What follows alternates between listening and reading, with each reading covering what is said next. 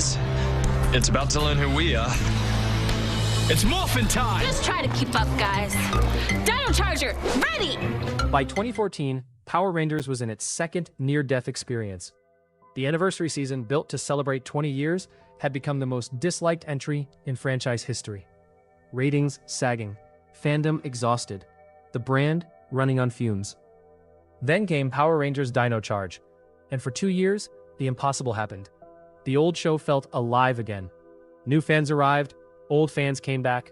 Reviewers, actual reviewers, of Power Rangers in 2015 used the word good without irony.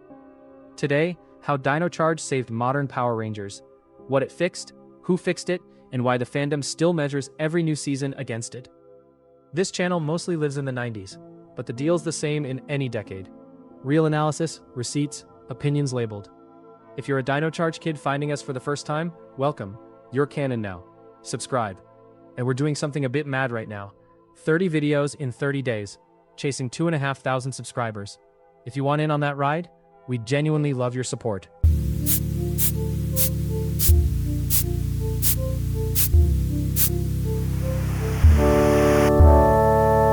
To understand the rescue, you need the crash site. Briefly, Megaforce. Context, stated fairly. Megaforce and Super Megaforce, the 2013 and 2014 anniversary seasons, promised the ultimate celebration, every legendary ranger. What aired became by broad fandom consensus, and we'll label it as exactly that, the era's great disappointment. Rushed adaptation, thin writing, legendary cameos handled like contractual obligations, and an anniversary team-up that spent its reunion, the thing every fan had waited 2 decades for, on an afternoon. No relitigating today. That autopsy can have its own video. What matters is the state of play. Goodwill spent, the Neo-Saban era's reputation at its floor, and a fandom asking openly whether the format was done. 22 seasons in, a machine that had survived cancellation scares and corporate neglect, the whole Disney saga we covered, now faced the quieter death. Irrelevance. Then in comes another Dinosaur season, the franchise's third. Nobody expected anything. That turned out to be the perfect setup. The first repair was almost embarrassingly simple. Dino Charge took the writing seriously. A serialized story that actually serialized. The Energems, 10 ancient artifacts, hunted across the whole run, with continuity that rewarded watching in order. In a franchise that had spent years shrugging between episodes, character arcs with actual arcs, and villain structure, plural. Sledge, the bounty hunter landlord running a prison ship of contractors. Monsters with employment grievances. Mid-season regime changes that reshuffled the board instead of resetting it. And the detail fans cite most, the one that announced, "We're trying." Episode 1 spends real time in prehistory, a bond between an alien and a dinosaur. A tragedy 65 million years in the making. An extinction event woven into the premise. The show's oldest gimmick, dinosaurs, the 1993 starter kit, rebuilt with something dangerously close to mythology. Labeled opinion, it's the best cold open of any premise in the modern era, and it told the fandom in 10 minutes that somebody upstairs cared again. Repair 2. People. Dino Charge put together the most liked modern era cast in memory. The fandom noticed straight away. The dynamic is canon observable. An ensemble that plays like a workplace found family. The cafe base. The civilian jobs. Banter that lands. A Red Ranger Tyler, played by Brennan Mejia, still a convention favorite as our Red Rangers video noted, built on cheerfulness instead of brooding. After years of stubbled seriousness, that was a genuinely radical choice. Then a standout in Chase. In Koda, the 10,000-year-old caveman Blue, whose fish-out-of-water material could have been insufferable and instead became the season's heart. And Kendall, the operations brain who earned her morpher the long way. Labeled reading. Dino Charge understood the oldest rule of this franchise, the one the 90s proved and the lean years forgot. The suits sell toys, the cast sells the show. Every era this channel has celebrated, the originals, the in-space crew, Zio's chemistry, won on people. Dino Charge is the modern era rediscovering its own operating manual. Repair 3, the one that made even lapsed 90s fans sit up. Consequences came back. The Energem hunt meant the board's state mattered.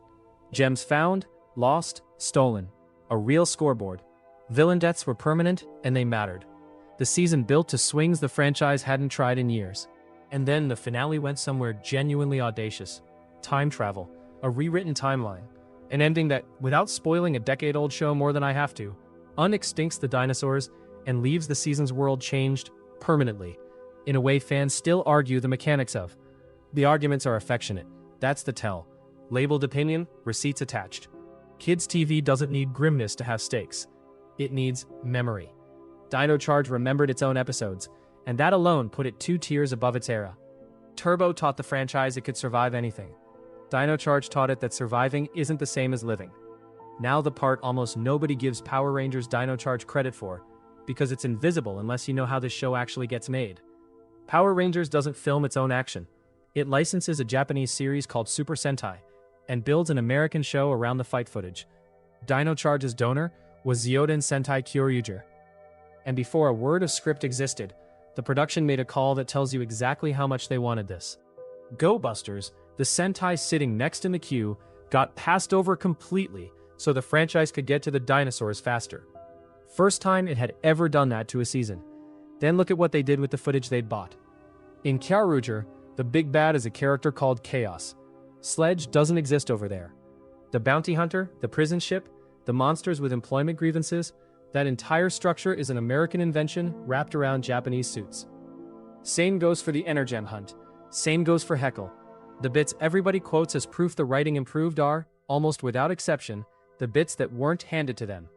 They also did something Power Rangers had never done once in 22 seasons. No Yellow Ranger. Not one on the core team. 2 decades of Yellow dropped, because the team they wanted didn't have a slot for it. Whatever you think of the call, nobody phoning it in makes that decision. Kendall's morpher runs on the same instinct. The purple Energem goes first to Albert, an elderly man who tries the job and hands it back because he's frightened of it. The operations brain, the one who'd spent a season and a half building everybody else's kit, suits up last and has to earn it in front of us. Labeled opinion, that's a better Ranger origin than most seasons manage for their Reds. And the man steering all of it? Judd Lynn, the same writer who got handed the Turbo Writers Room mid-collapse back in 1997, and then ran In Space, which has got its own video on this channel. Go and watch it after. He'd been doing versions of this job since the 90s, always with somebody else's hand on the wheel. On Dino Charge, he was executive producer. His own words at Comic-Con in 2015. Now I'm in charge, I don't have to compromise. The premiere pulled just under 2 million viewers. So, the thesis, formally, labeled as our verdict? Did Dino Charge save Power Rangers? Not commercially. The Neo Saban business wobbles carried on, and the Hasbro sale we covered in the Disney video came anyway. What it saved was the argument. After Megaforce, this format is exhausted, was a respectable position. Dino Charge refuted it on screen. Same budget tier, same Sentai adaptation model, same toy mandates. It proved the format was never the problem. The care was. Every strong season since stands on that proof, and the fandom's post-2015 vocabulary, we know what this show can be, we've seen it, dates from here. How much of that was one person in the writer's room, and how much was the whole team, I can't tell you. Nobody's laid it out publicly, so I'm not handing credit to a name I can't back up. And it saved something softer, which is tribe relevant. It gave 90s fans a season to share with their own kids without apologizing. A whole cohort of this channel's generation started their watching it with my kid era right here. The franchise's greatest trick was always the generational handoff. Dino Charge kept the relay alive. Power Rangers Dino Charge took the show's oldest toys, dinosaurs, gems, a Monster of the Week machine, and remembered that craft is a choice, not a budget line. It climbed out of the lowest reputational hole the franchise had, and left a benchmark every season since gets measured against. Saved isn't too big a word. We label it opinion, we also mean it. Tribe close, and this one's aimed at every creator watching. Audiences never actually leave because a format is old. They leave when the people making the thing stop caring, and they come back the moment the care returns. 22 seasons in, one team gave a dinosaur show its dignity back, and the audience showed up overnight. Formats don't die, effort does. Write it on the whiteboard. Comments.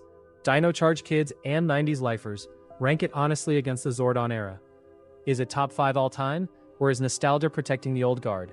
Koda appreciation is mandatory. Thread rules. And the finale's timeline.